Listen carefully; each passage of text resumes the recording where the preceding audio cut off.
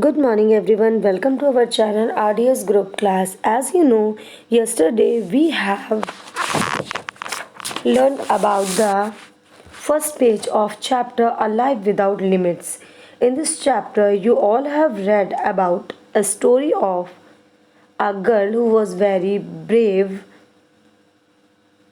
and full of inspire, and her name was Deepa Malik.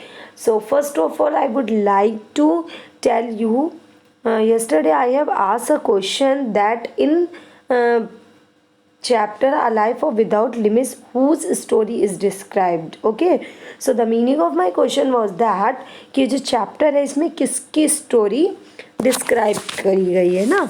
So some students have given the answer Mani Mehra. This is not correct.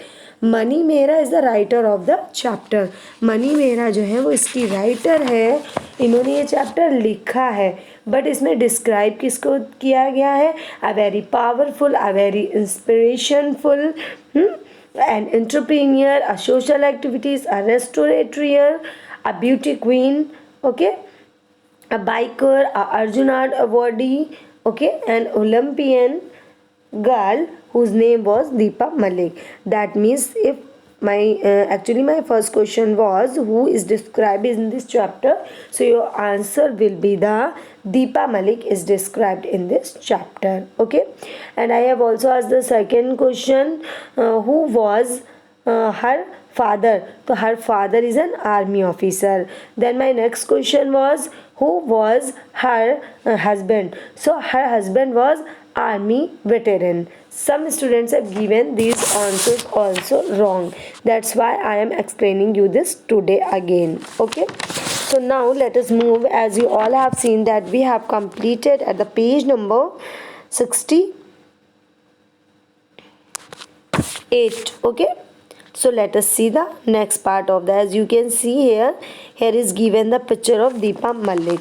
So we have completed till here in a wheelchair. That means कि permanently उनकी अब जो आगे की life होती है वो कहाँ पे हो जाती है? व्हील चेयर पे हो जाती है. Any ordinary person would have been overcome with grief. जो एक ऑर्डिनरी पर्सन होगा वो क्या कर लेगा? सिंपल पर्सन, ऑर्डिनरी साधारण जो व्यक्ति होगा वो इन सब में ओवरकम कर लेगा ना. जैसे हमें कोई परेशानी होती, दुख होता तो एक ना देखनी ना मुझसे निजात पा जाते हैं. But Deepa is no ordinary person. लेकिन जो दीपा थी वो सिर्फ ऑर्डिनरी पर्सन नहीं थी कि हमें दुख पड़ा और मेरे साथ ऐसा हुआ तो बस अब हमने मतलब वो मेरा दुख चला गया, सब खत्म हो गया और मैं चुप हो गई. नहीं, ऐसा नहीं था.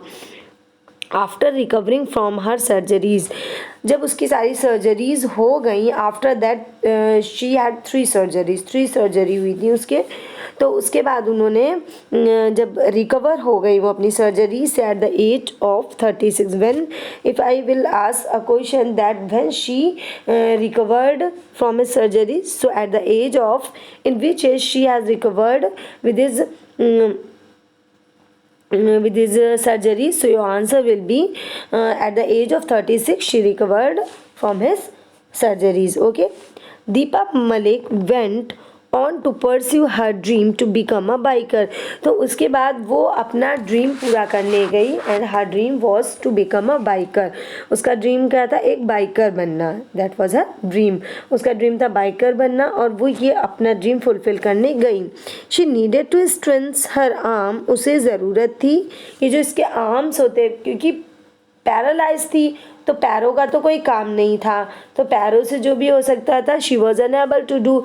But she have 2 arms, 2 hands. उसके पास 2 हाथ थे.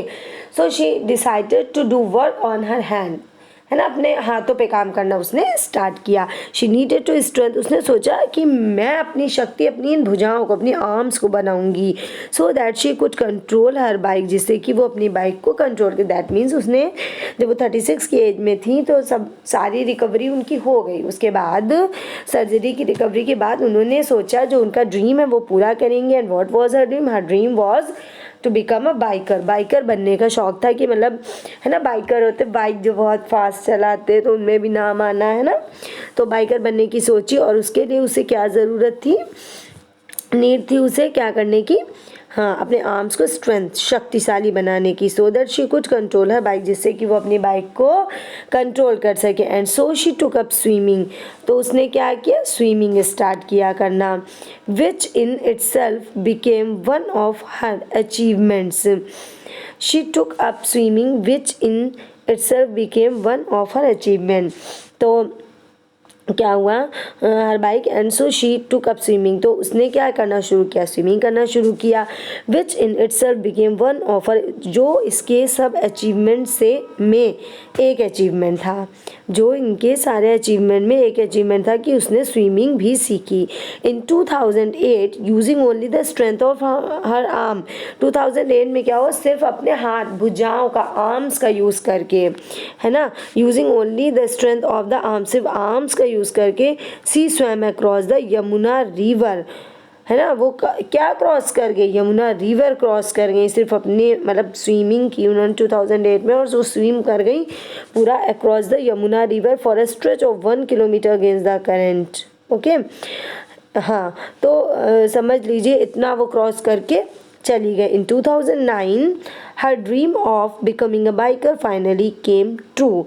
और 2009 में क्या हुआ, 2008 में उन्होंने यमुना रिवर क्रॉस की, है ना, तो it was a great achievement. And after that in 2009 जो उनका एक बाइकर बनने का, है ना, फेमस बाइकर बनने का शौक था, वो भी पूरा हुआ, है ना, कैसे हुआ, finally came true when she road a specially modified, जब उन्होंने एक स्पेशल बाइक थी जो कि मॉडिफाइड थी, एंड मॉडिफाइड, बाकी उन्होंने उसे चलाया, एक स्पेशल गाड़ी को उन्होंने चलाया जो कि मॉडिफाइड थी, उसको चलाया। And in 2011, okay, after 2009, in 2011 she became the first paraplegic women to drive the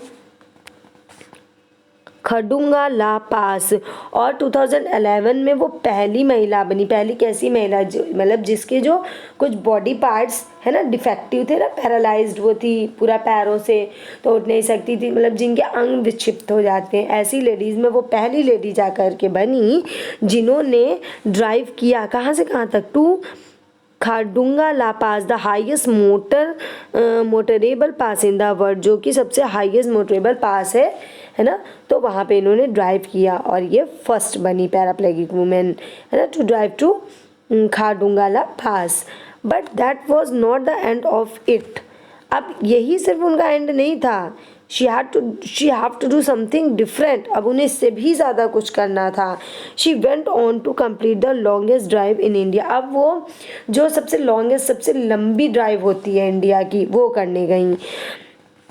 क्या थी, 3278 किलोमीटर की थी, फ्रॉम चेन्नई टू दिल्ली, जो कि चेन्नई से लेके दिल्ली तक थी इन 2013 में।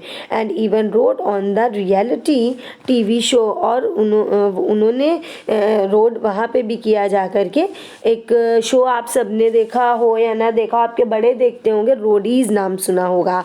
सो rode on the reality TV shows Roadies, और उन्होंने हाँ वहाँ पे भी रोड किया, किस शो में, टीवी शो रोडीज़ आता था, बहुत फेमस था और लोग इसे बहुत हाँ mostly young generation liked that show, पसंद करती थी बहुत ज़्यादा, तो इन्होंने उसमें भी जाके रोड किया। 2013 में bye personal invitation from Raghu जो था वो हाँ उसमें हेड हुआ करते थे, एंकर हुआ करते थे उसके ना, होस्ट हुआ करते थे उस शो के, तो उन्होंने पर्सनल इनविटेशन दिया था, Raghu has given the personal invitation to her and the Roadies crew, और पूरे रोडीज़ के जो का क्रू था, पूरा जो ग्रुप था, पूरी जो ब्रांच थी, उसने इनको इनवाइट किया, पर्सनली इनवाइट किया रोडीज शो में, ना बहुत अच्छा रोडीज शो आता था।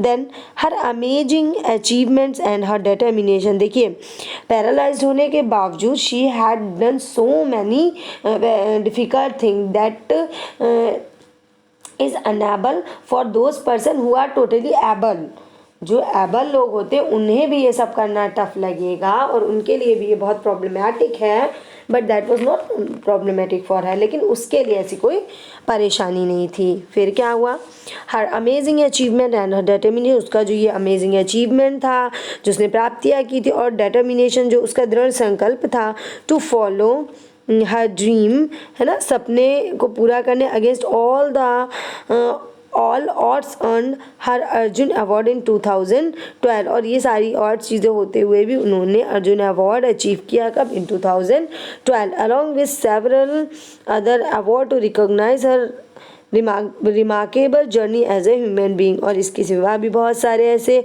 अवार्ड्स थे जो इनकी जर्नी को और ज़्यादा रिमार्केबल बनाते हैं as a human being. That means now people knew her, okay, for her achievements, उसे जो उपलब्धियाँ मिली, उसका जो डेटर्मिनेशन था, उसकी जो ब्रेवरी थी, और उन्होंने जितने बड़े बड़े अचीवमेंट किए उसकी वजह से लोग अब उन्हें बहुत जानने लगे थे। An average person would have been satisfied with this, एक एवरेज पर्सन जो होगा, है ना, जो एक एवरेज होता है वो भी इन सब चीज़ों से क्या हो जाएगा, सेटिस्फाई हो जाएगा, कहेगा ठीक है ये सब तो मुझे मिल ही रहा है। So an average person would have been satisfied with these achievement alone, है ना, अकेला वो इन सब चीज़ों से ही सेटिस्फाई हो जाएगा। Even with full use of their legs, मतलब जबकि उसके पास अपने लेग्स को यूज़ करने का पूरा मौका मिल रहा है फिर भी वो सेटिस्फाई हो जाएगा। Okay, but not Deepa Malik, लेकिन दीपा मलिक नहीं हुई। She is an extraordinary person, वो कैसी थी, एक्स्ट्रॉर्डिनरी पर्सन थी। Who knows that life has no limits, जिसे पता था कि लाइफ की कोई लिमिट्स नहीं होती है। ओके, लिमिट मीन्स कोई लिमिट नहीं होती, आप अपनी लाइफ में you can do each and everything whatever you want to do, जो आप करना चाहते हैं आप उसे ज़रूर कर सकते हैं। कोई ऐसी चीज़ नहीं है जो आपको वो करने से रोक ले, if you determine yourself, है ना, फॉर एनी वर्क, एंड हाँ, and your determination is strong then you can do each and everything in the world. Okay, आप कुछ भी कर सकते हो। Okay, so only believe on yourself, सिर्फ अपने पे बिलीव करिए, and never miss your strength, अपनी जो स्ट्रेंथ होती है उसको कभी नहीं खोने दें। After that, because of her determination to strengths her arm, क्योंकि उसका डिटर्मिनेशन ये था कि उसने अपने आर्म्स को शक्तिशाली बनाया, है ना, स्ट्रेंथ करने का जो ये उसका जो डिटर्मिनेशन था, and shoulders to enable her to ride her bike, Deepa now had the upper body strength to participate in athletic competition. क्या मीन है, because of a determination to strength her arms, उसका डिटर्मिनेशन जो था कि वो अपने arms को strength दे, शक्ति दे, and shoulders to enable her to ride her bike, और जो हाँ शोल्डर थे वो इनेबल थे बाइक को राइड करने पे। Deepa now had the upper body strength to participate in, अब उसने अपनी जो उसका अपर बॉडी पोर्शन होता, क्योंकि वो पैरालाइज थी तो लोअर बॉडी पोर्शन का तो यूज़ कर ही नहीं सकती थी, जो अपर बॉडी पोर्शन था उसकी हेल्प से उसने पार्टिसिपेट किया किसमें, एथलेटिक कंपटीशन होते हैं। अब एथलीट भी कोई छोटी चीज़ तो होती नहीं है, बट जो डिसेबल्ड होते हैं उनके लिए हाँ कुछ अलग टाइप की कॉम्पिटिशन्स होते हैं, तो उसने उसमें भी पार्टिसिपेट किया। शी टुक अप, उसने क्या क्या किया, उसने जेवलिन क्या होता है, भाला फेंका जाता है जेवलिन में ना, भाला फेंक होता है, इट्स अ गेम, सारे गेम होते हैं। डिस्कस थ्रो में होता है ना, एक डिस्क टाइप की होती है ना, डिस्क शेप की, उसको थ्रो किया जाता है, मतलब कितनी दूरी पे फेंकना है, कैसे फेंकना है ना, गेम होता है। एंड शॉट पुट क्या होता है, an athletic contest in which a very heavy round ball is thrown as far as possible। इसमें क्या होता है, एक ये ऐसा वो होता है कि इसमें हैवी राउंड बॉल होती है जो कि दूरी पे फेंकी जाती है जितनी दूर पॉसिबल हो सके, क्योंकि वो हैवी होती है और अगर आपके पैर से भी नहीं जोर लग रहा तो आप ऊपर से कितना जोर लगाओगे, है ना। अब जो डिसेबल्ड लोग हो जाते हैं उन्हें तो हर चीज़ में प्रॉब्लम होती है, फिर भी इतना सब कुछ करना, सो दैट वाज अमेजिंग, है ना। She is really very inspiring lady. So क्या होता है कि and short put, what is written here, I'm unable to read, excelling, okay, shot put excelling at all three and winning several medals at both national and international athletic event। और क्या हुआ कि उसने मतलब ये सारे में पार्टिसिपेट किया और उसने बहुत सारे मेडल्स जीते, नेशनल और इंटरनेशनल दोनों तरह के एथलीट के ये जो इवेंट्स हुए इसमें बहुत सारे उन्होंने मेडल्स जीते। Okay, Class, listen, one thing, if you are unable to see that, because this picture I think it is not more clear, so everybody only listen to me. If you are unable to see in my video, then only listen to me and read from your book, okay. Keep your finger on your book, जहाँ जहाँ मैं पढ़ा रही हूँ वहाँ वहाँ finger अपनी book में रखिए, तो आपको ज़्यादा समझ में आएगा। और मेरी बात सुनिए, मैं सेंटेंस रीड करती हूँ, देन आई एक्सप्लेन, तो आप उस वर्ड पे अपनी बुक पे फिंगर आउट करके, हाँ, फिंगर पुट वहीं पे करिए और उसके अकॉर्डिंग आप इसको पढ़िए। सो हाँ, अगर इसमें कुछ प्रॉब्लम है तो ये पिक्चर पता नहीं क्यों क्लियर नहीं आ नहीं रही है क्लियर, ओके। तो फिर क्या हुआ आफ्टर दैट इन 2016, अब 2016 में क्या हुआ, एट द एज ऑफ 45 की एज में, when most athletes are considering retirement, जबकि 45 की एज में क्या होते हैं, मोस्टली लोग रिटायरमेंट लेने लगते हैं। Deepa Malik set her site on the Rio Olympics, अब उसने अपनी साइट, अब उसकी नज़र कहाँ पे गई, है ना, दृष्टि कहाँ पे वो ले गई, रियो पैरा ओलंपिक में, है ना, रियो पैरा ओलंपिक होते हैं, तो उनमें इनकी नज़र गई। And went on to become the first ever Indian women to bring home a para Olympic medal, और वो पहली लेडी ऐसी बनी, पहली वुमेन ऐसी बनी जो अपने घर पैरा ओलंपिक मेडल लेकर के आई। She was the first lady, okay. So I think this video now it is very lengthy, so that is enough for today. Tomorrow I will continue the next page of this chapter because now it's too lengthy, otherwise बहुत बड़ा हो जाएगा तो ये load नहीं होगा, है ना, there is some loading problem if I will make video more than it. So that is enough for today. Thank you for watching the video. Yes, everybody listen very carefully and also see all the sentences in your book and only listen to me carefully, as I will ask some question as you end up watching the video, okay. So thank you for watching the video. Thank you and have a nice day.